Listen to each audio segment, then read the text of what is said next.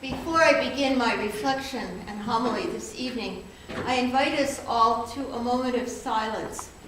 Some of you may have learned that Jean Vanier died today.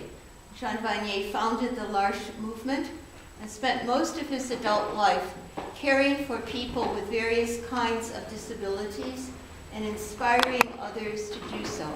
So let us remember in gratitude Jean Vanier.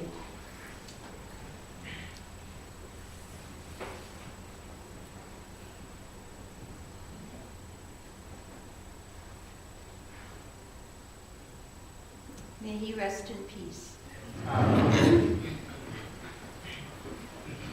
What would you die for? Who would you die for?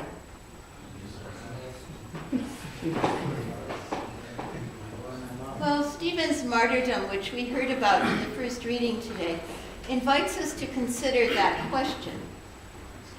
Because persecution of the church started very, very early. And Stephen was probably martyred about a year after Jesus' death and resurrection. And we can ask ourselves in astonishment, how did the faith become so strong that people were willing right away to die for Christ? That was a long time ago, 34 Common Era. But we live in an age of martyrs. It's been estimated that approximately 100,000 people died in Latin America in the 1970s and 80s. Why did they die?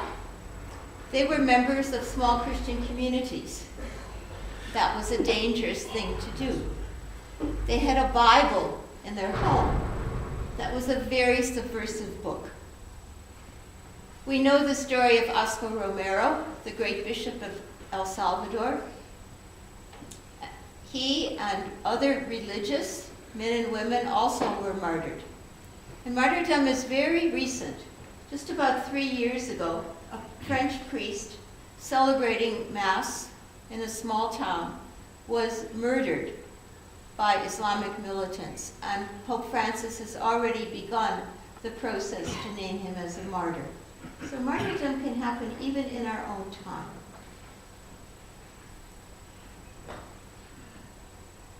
The reading from John's Gospel tells us something about why people like Stephen and others who have given their lives to Christ were able to do so.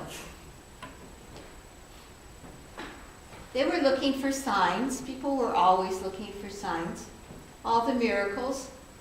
But the real miracle was Jesus himself, who said, I am the bread of life. You don't have to worry about being hungry. You don't have to be worried about being thirsty. And we hunger for signs. We know in South Africa there are various prophets who call themselves prophets and announce that they are prophets and do rather amazing things, or demand that people do amazing things, like drink petrol or eat grass. And a couple of months ago, there was the story on TV, you may have seen it, of this, quote, resurrection of a man out of a coffin. So I don't know if anybody here asked themselves, oh, did this really happen? Did that man really rise from the dead? Of course, it was a hoax. As Catholics, we also look for signs and miracles. We have great healing shrines like Lourdes in France. And the church will not canonize and beatify a person unless there is proof of a healing miracle. But actually that's getting harder to do now because medical science can do things which they could not do 100 or 200 years ago. What does Jesus say? He says, look to me. I am the substance of life. I am what you absolutely need. In his culture, it was bread. I am the bread of life. If Jesus had come in Asia, he might have said, I am the rice of life. If he had come to southern Africa, he would have said, I am the putu of life.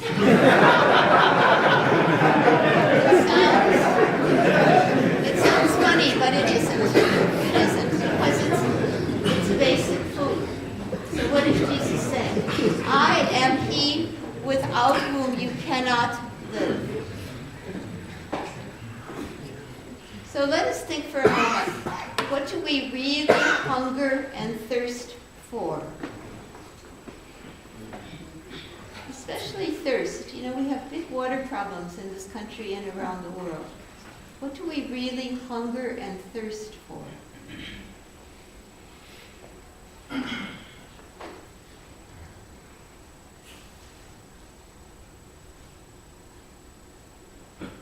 Can we remember a time when we were very, very hungry?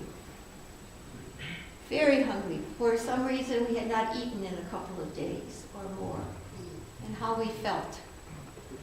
And when we're really hungry, we concentrate only on one thing, getting food. Getting food. Our whole being is focused on getting relief from this terrible feeling of emptiness. There was a book written a number of years ago by a priest named Edward Farrell. I think it's in the library. And he titled it, Prayer is a Hunger. Prayer is a hunger. And what he says in that book is, just like in physical hunger, we concentrate completely on getting some food. Then when our relationship with Christ is very deep and very solid, then to pray is the same thing. We have this intense desire to be with Christ in prayer. And nothing will stop us. Nothing will stop us. In the Beatitudes, Jesus also talks about hunger and thirst.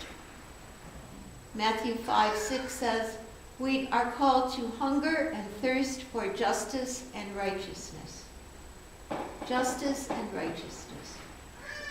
We come from many different countries around the world, and you can stop for a moment and think about your home country and how the people need to hunger and thirst for justice and righteousness. We, as followers of Christ, we have that single-hearted hunger and thirst because we follow Christ, the bread of life. Tomorrow, South African citizens will vote. It's 25 years of democracy, which is a wonderful thing. But we can ask ourselves, are South Africans, and all of us who live here, do we hunger and thirst for righteousness and justice? Justice and righteousness to make this country and every country a place of peace. Both Stephen and Jesus today call us to reflect on the depths of our commitment. So, who or what would we die for? What do we hunger for? What do we thirst for? How powerful is that hunger for Jesus and his justice and righteousness?